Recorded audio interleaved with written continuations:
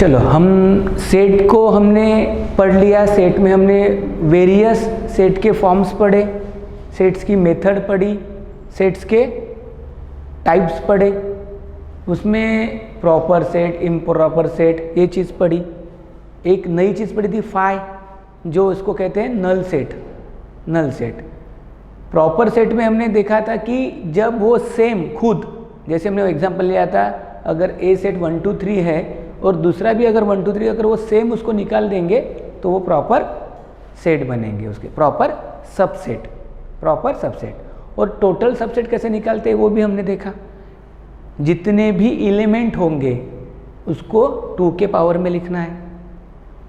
अगर 1 ही एलिमेंट है तो कितने 2 टू द पावर 1? 1 एलिमेंट होता है क्या? नहीं। 2 3 4 5 6 वो तो सिंगलटन सेट हुआ, सिंगल वाला, वो तो सिंगल ही रहेगा। अदरवाइज हमें अगर सबसेट निकालने हैं तो हम क्या करते हैं? 2 टू द पावर एलिमेंट्स लिखते हैं। अगर 4 है तो 2 टू द पावर 4। ऐसे हमने सेट के बारे में सारी चीज़ इन्फॉर्मेशन ली।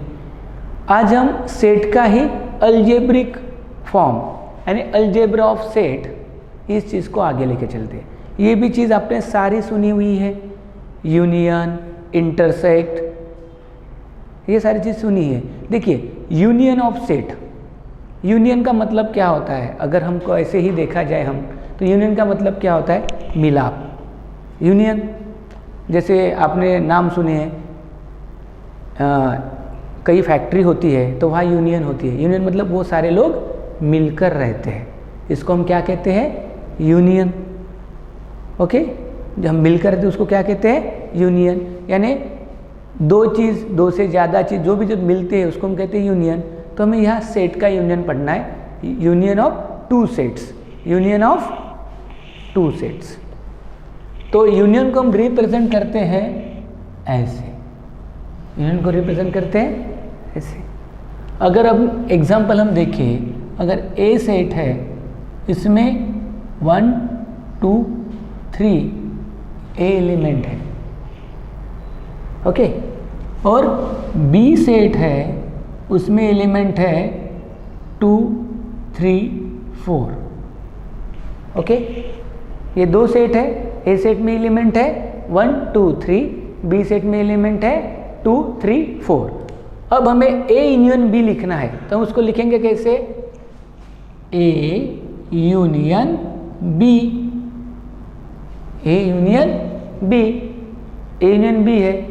तो मैंने अभी कहा यूनियन मतलब मिलाप होना, एकत्रित होना, मिल जाना।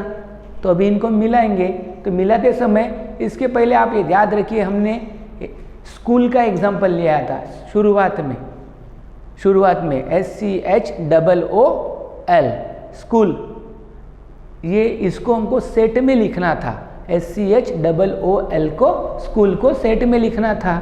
तो हमने लिखते समय एक ओ को निकाल दिया था।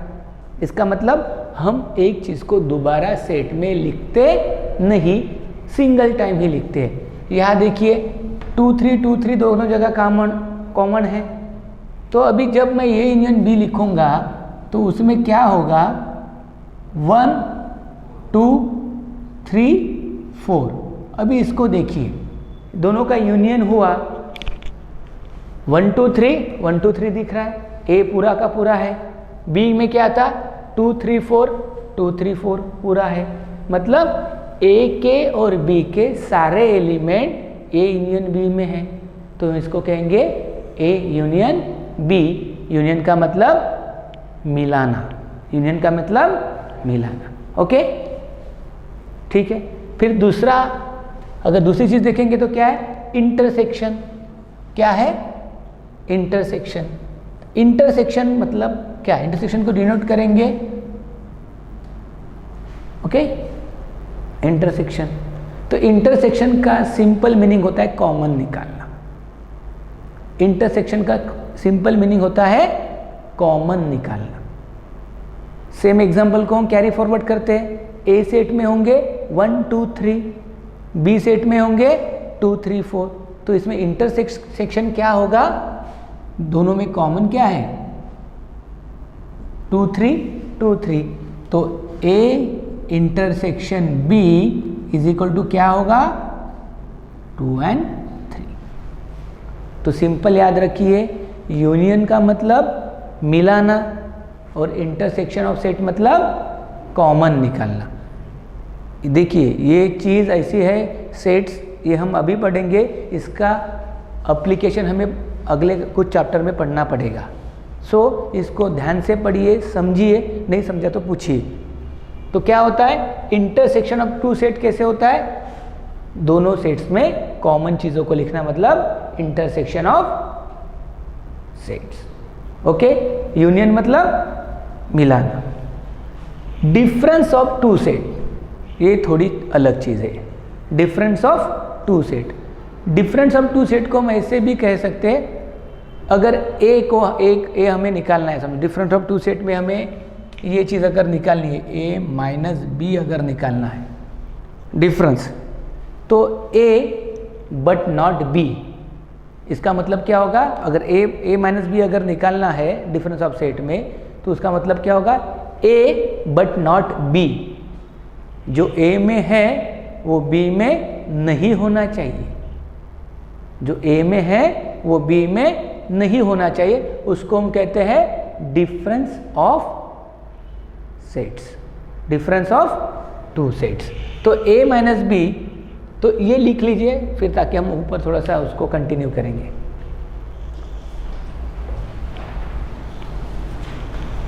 जल्दी जल्दी लिखिए।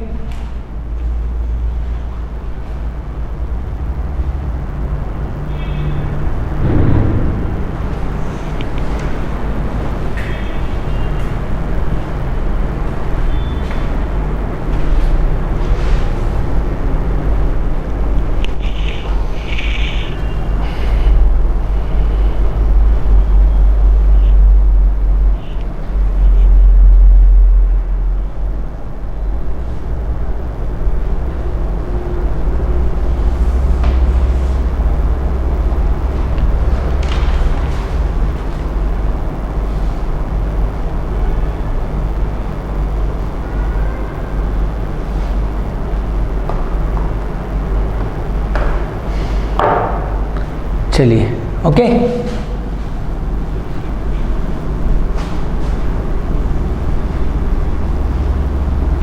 डिफरेंस ऑफ सेट, तो इसमें भी हम अपना वही एग्जांपल रखते हैं।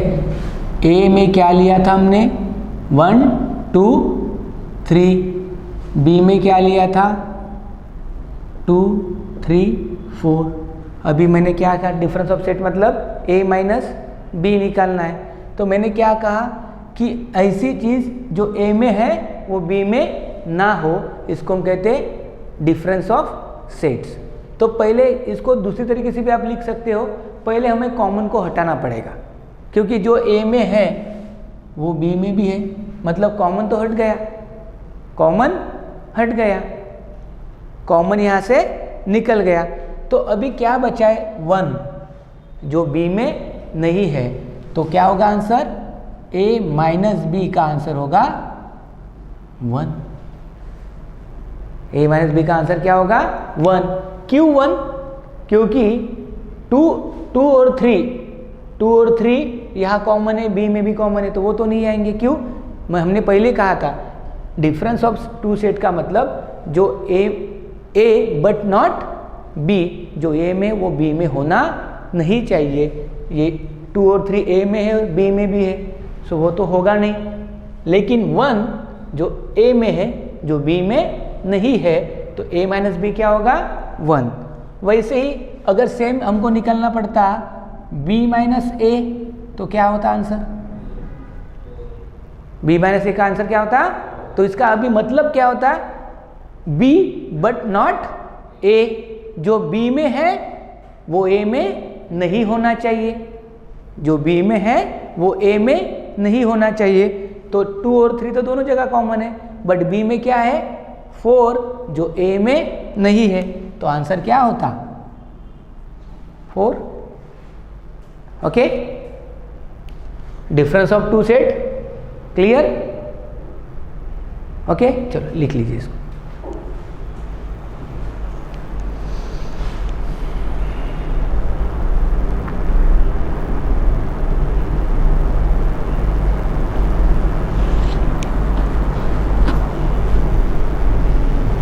ओके, अभी इसके आगे की चीज है symmetric difference of two sets. Symmetric difference of two sets, इसको डिनोट कैसे करते हैं देख लीजिए। इसको हम डिनोट करते हैं ए बी, इसको डिनोट करते हैं ए, जैसे ट्रायंगल जैसा हम निकाला है उसने सिंबल बी। इसका मतलब क्या होता है, इसका मतलब ये होता है A minus B union B minus A minus B union, इसको हम सेट लिखने की जरूरत नहीं, तो हमारा हम सादे ब्रैकेट से भी लिख सकते हैं इसको। ओके, तो यूनियन, इसका मतलब क्या हुआ, symmetric difference of two set. तो डिफरेंस जैसे हमने पढ़ा A minus B B minus A, अगर टू सेट है तो दोनों के भी डिफरेंस, दोनों के भी डिफरेंस। तो हमने आंसर निकाल, वही अगर पुराना वाला एग्जाम हमारा ए इज इक्वल टू 1 2 3 और b इज इक्वल टू 2 3 4, तो a माइनस बी की वैल्यू क्या आई थी, a माइनस बी की वैल्यू आई थी 1। ओके, यूनियन b की वैल्यू क्या आई थी 4, और इन दोनों का यूनियन करके, यूनियन का मतलब मिलाना, तो a symmetric difference b, answer क्या होगा 1 and 4, 1 and 4। तो सिमेट्रिक डिफरेंस जब आता है तो ध्यान रखना a माइनस बी और b माइनस ए दोनों को मिलाना है। और सिर्फ डिफरेंस बिटवीन टू सेट आता है तो क्या पूछा है, a माइनस बी पूछा या b माइनस ए पूछा है, उस समय जो a में है वो b में नहीं होगा, और b माइनस ए के लिए जो b में है वो a में नहीं होगा। सो उस तरीके से हमें देखना पड़ेगा। ओके, लिख लीजिए।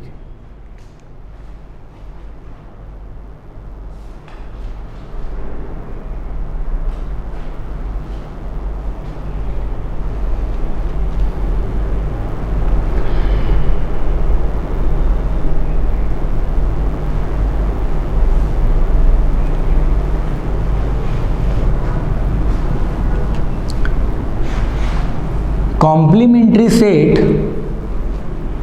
की थोड़ा डेफिनेशन जैसे कुछ थोड़ा उसके बारे में लिख लीजिए। कॉम्प्लीमेंट्री सेट के बारे में लिख लीजिए।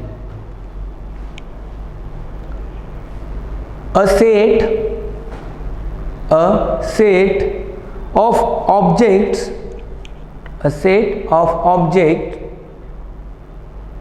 a set of object of universal set, set of object of universal set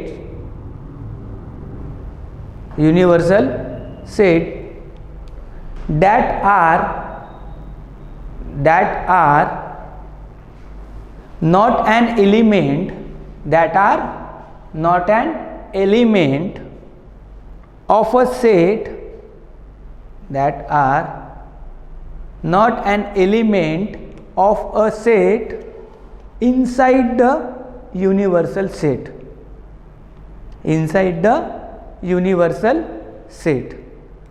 complementary set को हम डिनोट करते हैं ए डैश और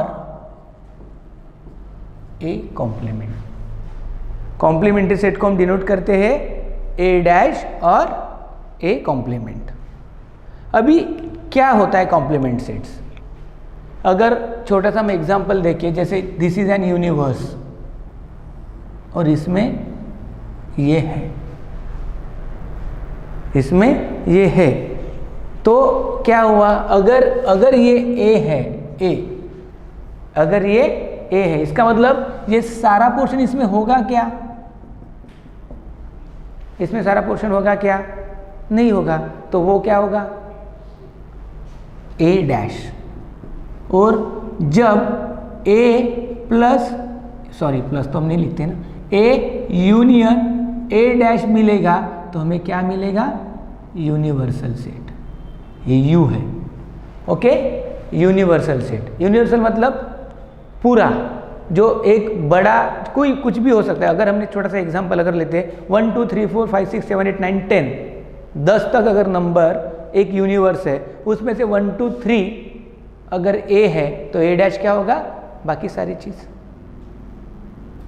अगर ए डैश वो है, दोनों हो सकता है, अगर ये ए डैश है तो बाकी ये होगा, यानी दोनों मिलाकर हमें क्या मिलने वाला है, ए डैश यूनियन ए हमें मिलने वाला है यूनिवर्स। और कॉम्प्लीमेंट्री हम कैसे डिनोट करते हैं, ए डैश और ए कॉम्प्लीमेंट। लिखिए इसको।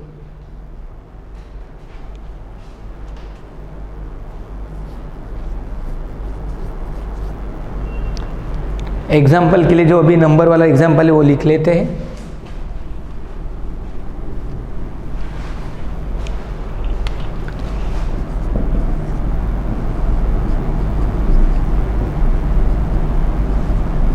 ओके, ए और यूनिवर्स था 1 2 3 अप टू 50, यानी 50 तक नंबर यूनिवर्स था। तो ए डैश क्या होगा, ए डैश क्या हो सकता है, मैंने कहा अगर जैसे हमने भी एक डायग्राम निकाली थी, अगर ए डैश और ए मिलकर यूनिवर्स मिलता है तो यहाँ से हमें ए डैश कैसे मिलेगा, उसमें ए नहीं होगा, उसमें ए नहीं होगा, तो कहाँ से स्टार्ट होगा फिर 4 5 6 अप टू 50। और देखा जाए ए डैश और ए मिलाएंगे तो हमें यूनिवर्स मिलेगा, ए डैश और ए मिलाएंगे तो यूनिवर्स मिलेगा। तो ध्यान रखिए, जो यूनिवर्स में नहीं है, यानी यूनिवर्स में तो पूरा है, लेकिन यूनिवर्स से अगर हमने कुछ पार्ट निकाला, जैसे अगर हमारे क्लास में 100 बच्चे बैठे हैं या 50 बच्चे बैठे हैं, तो उसमें से 10 बच्चे नहीं है, मतलब 40 बैठे हुए, लेकिन 10 को मिला लूँगा तो वो यूनिवर्स बन जाएगा क्लास का। तो उसमें जो पार्ट निकलता है वो ए डैश भी कह सकते हैं, ए बी, जो निकालेंगे हम, लेकिन ध्यान रखना ए एंड ए डैश मिलकर क्या होगा, यूनिवर्स होगा, कंप्लीट होगा। ओके,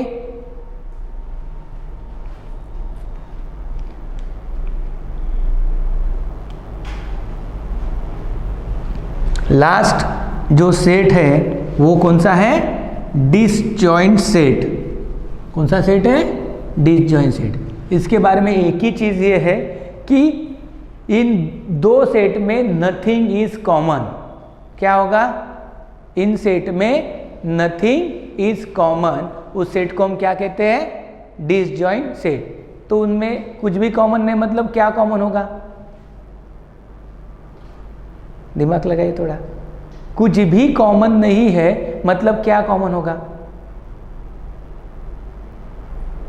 अगर हमें ऐसा लिखना है ए इंटरसेक्ट बी, तो आंसर क्या होगा, इंटरसेक्ट ही लिखेंगे ना कॉमन निकालते समय। अगर हमें कॉमन निकालना है, मैंने कहा डिसजॉइंट सेट में कुछ भी कॉमन नहीं होता, डिसजॉइंट सेट में नथिंग इज कॉमन, यही लिख लीजिए आप। डिसजॉइंट सेट मतलब नथिंग इज कॉमन। फिर भी मैं आपसे एक सवाल पूछ रहा हूँ कि ए इंटरसेक्ट बी क्या होगा। इंटरसेक्ट का मतलब हमने अभी पढ़ा है, इंटरसेक्ट मतलब कॉमन निकालना, इंटरसेक्ट मतलब कॉमन निकालना, तो ए इंटरसेक्ट बी क्या होगा। आप सोचते नहीं हो, ये चीज नहीं होगी फाई, क्योंकि फाई मतलब नल सेट, फाई मतलब एम्प्टी सेट, फाई मतलब वॉइड सेट। इसको 3 नाम दिए हमने, फाई मतलब null set, void set, empty set. ये तो एम्प्टी है तो ये तो कॉमन होगा ही, क्योंकि ये तो हमेशा सब में रहता है, ये हमेशा सब में रहता है। तो सिर्फ इनमें क्या कॉमन होगा, जब डिसजॉइंट सेट होंगे तो उनमें कॉमन एक ही चीज होगी, दैट इज फाई। ओके, चलो ये कंप्लीट करते हैं। बाद में हम पढ़ने वाले अभी ऑपरेशंस, या कहते हैं प्रॉपर्टीज ऑफ सेट्स। जो अभी तक हमने ये सारी चीज जो पढ़ी उनको ही कैसे यूज करना है, क्या फिर उनका एप्लीकेशन क्या है। ओके,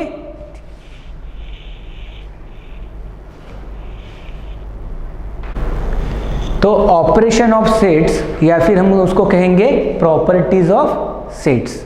ऑपरेशन या सेट्स या फिर प्रॉपर्टीज, तो क्या है, cumulative, associative, distributive, De Morgan's, competent and independent law. तो ये सारी चीज़ हमको देखनी है। तो स्टेप बाय स्टेप हम एक एक चीज़ को, इसमें कुछ भी नया नहीं है, जो हमने अभी तक पढ़ा है उसका एप्लीकेशन वो कैसे हो सकता है। उसी चीज़ को हमको आगे देखना है। पहले हम देखेंगे कम्यूटेटिव। ओके, कम्यूटेटिव मतलब मिलाना होता है। तो देखिए क्या लिखा है हमने यहाँ, A union B is equal to B union A. मतलब ए की जगह बी रखो, बी की जगह ए रखो, कुछ भी फर्क नहीं होगा, आंसर हमारा सेम होगा। ए यूनियन बी के जगह हमने is equal to B union A उल्टा भी लिख लिया तो भी हमारे आंसर में फर्क पड़ेगा नहीं। So A union B is equal to B union A. वैसे नीचे मैंने लिखा है कम्यूटेटिव में ही, A intersect B is equal to B intersect A. Same जो से ऊपर बोला था वही चीज़, कॉमन निकलता है हमने, ए बी का कॉमन निकालो या बी ए का निकालो, ये दोनों चीज़ का आंसर क्या होगा, सेम होगा। आंसर में कुछ भी फर्क नहीं होगा। A union B is equal to B union A intersect B is equal to B intersect ए।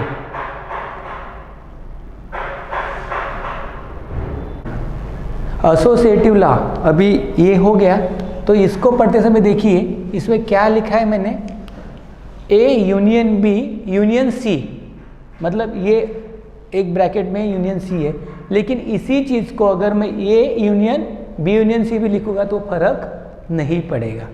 ये एसोसिएशन बनाता है, खुद का एसोसिएशन, एसोसिएटिव, इसलिए हम एसोसिएटिव लॉ कहते हैं इसको। ये एसोसिएशन बनाता है, ये इसका इसके साथ बाद में सी के साथ हुआ, बट ए फिर बी के साथ भी होगा तो भी कुछ फर्क पड़ेगा नहीं, ये दोनों का आंसर सेम होगा। ये हमें इसलिए चीज़ पता होनी चाहिए, कभी कभी एक आधा प्रॉब्लम आता है, अगर दोनों चीज़ दी है तो हम इसको इक्वल लिख सकते हैं विदाउट वेस्टिंग द टाइम। अगर ऐसी चीज़ हमें पता है तो विल मूव फॉरवर्ड। वही चीज़ इंटरसेक्शन में भी, A intersection B intersection C is equal to A intersection B intersection C, तो इसमें भी कोई फर्क नहीं होगा, ये भी दोनों इक्वल ही होंगे।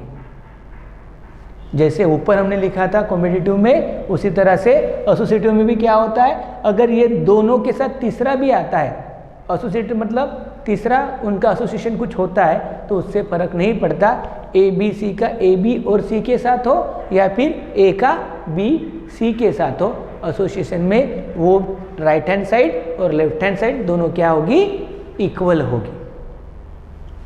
सेम जैसे यूनियन में था, सेम कहाँ होगा, इंटरसेक्शन में भी होगा। ए और बी के साथ सी आता है या फिर ए बी और सी के साथ जाता है, तो दोनों भी चीज़ क्या होगी, सेम होगी। ओके, ये लिख लीजिए।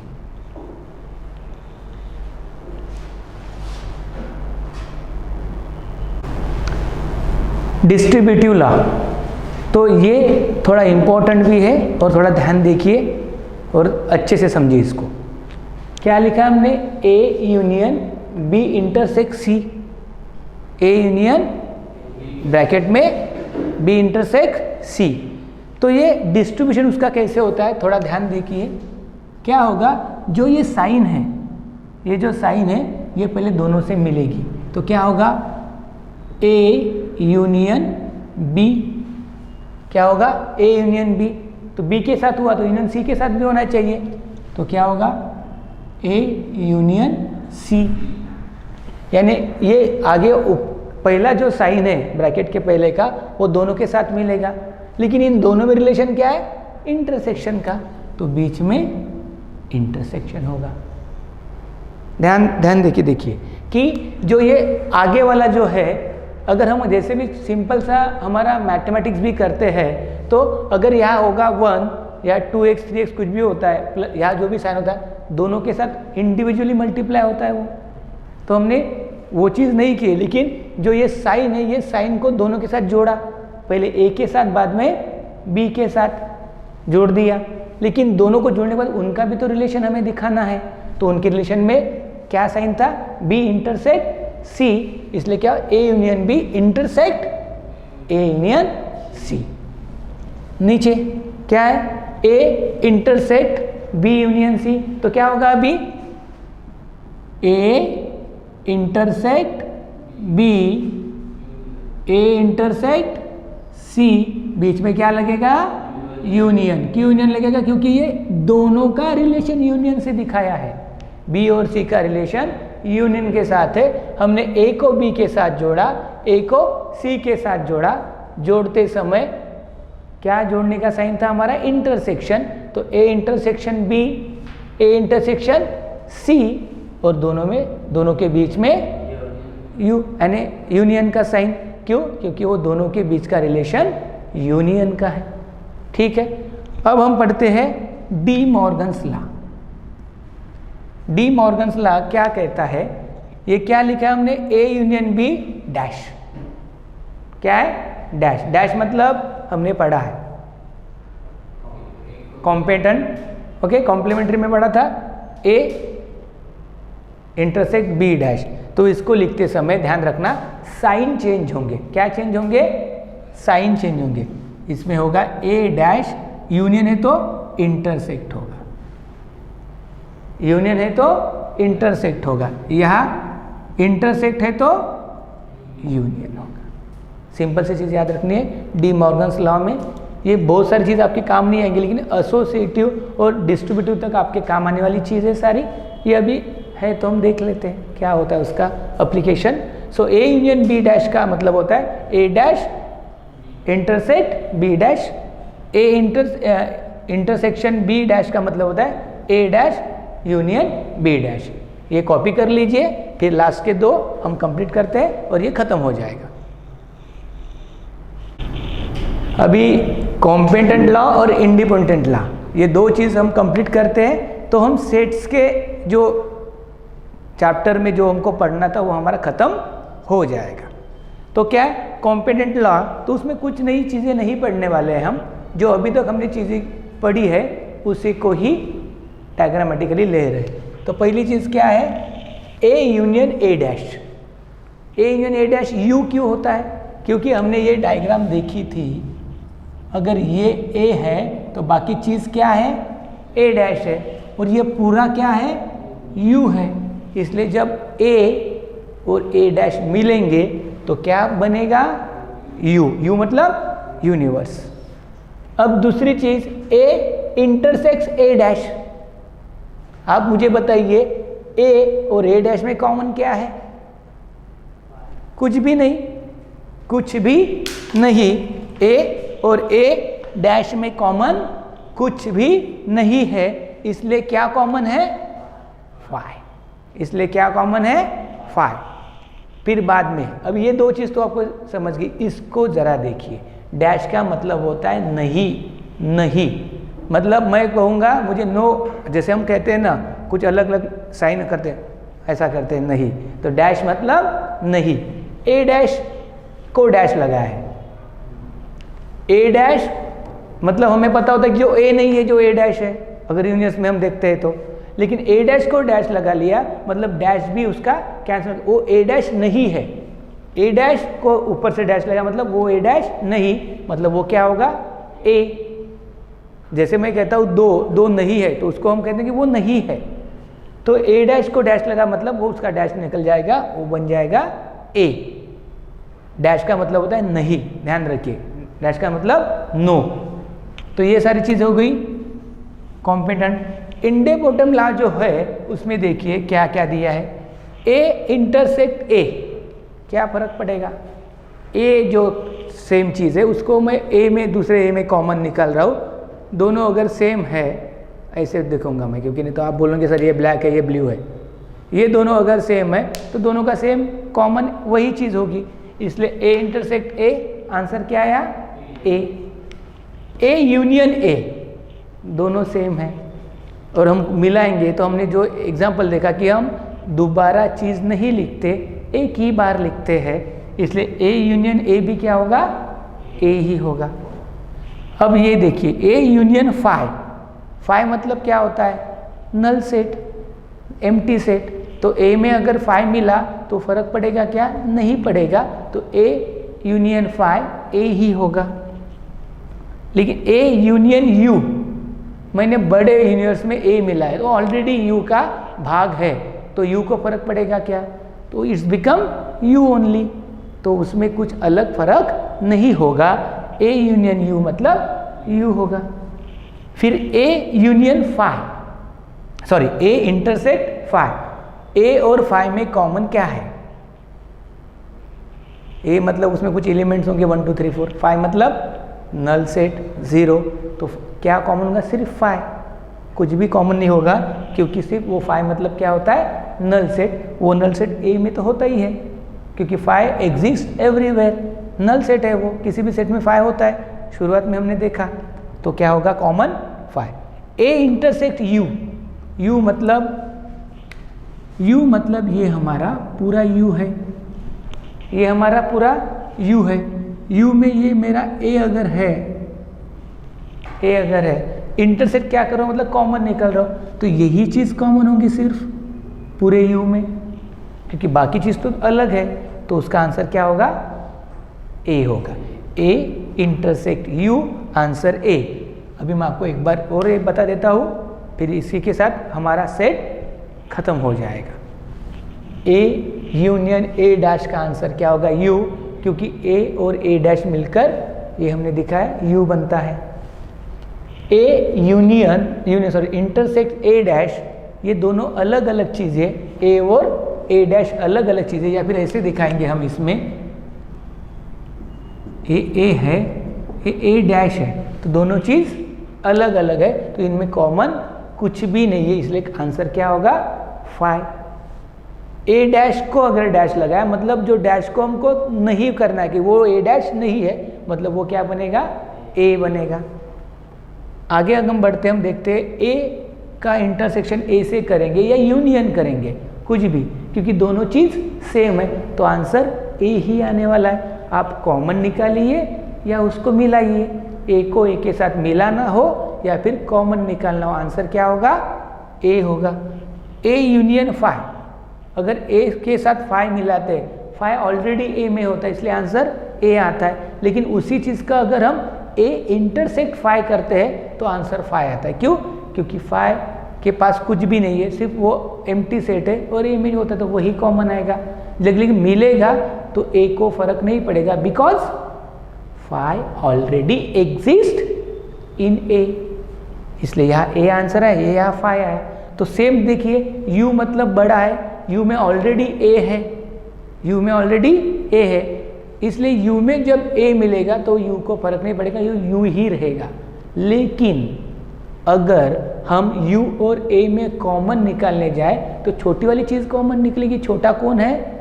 ए है। अगर एग्जाम्पल देखा जाए तो ये बच्चा है, ए मतलब बच्चा है, यू मतलब उसके पापा है, तो पापा बड़े हैं, तो ये छोटा कॉमन बच्चा है, उससे मिलेगा तो कॉमन बच्चा ही निकलने वाला है, क्योंकि ए मतलब छोटा है, यू मतलब बड़ा है। जब ये दोनों मिलेंगे तो यू ही रहेगा, क्योंकि उसका ही भाग उसमें मिल रहा है।